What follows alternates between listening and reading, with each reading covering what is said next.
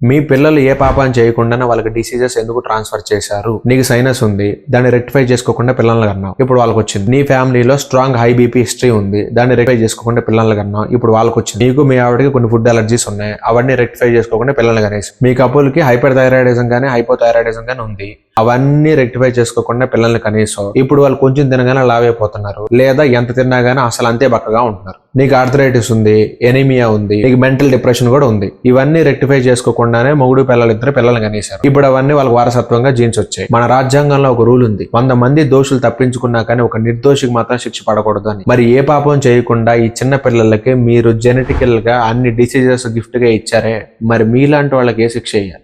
Usual గా మనకు ఆఫీసులో రెట్రోస్పెక్టివ్ మీటింగ్ పెడతా ఉంటారు ఆర్సీఐ కనుక్కోవడం కోసం. మరి మీ పిల్లలకి మీరు ట్రాన్స్ఫర్ చేసిన డిసీజెస్ అన్నిటికీ రూట్ కాజ్ కనుక్కుందామా, రెట్రోస్పెక్టివ్ మీటింగ్ పెడదామా?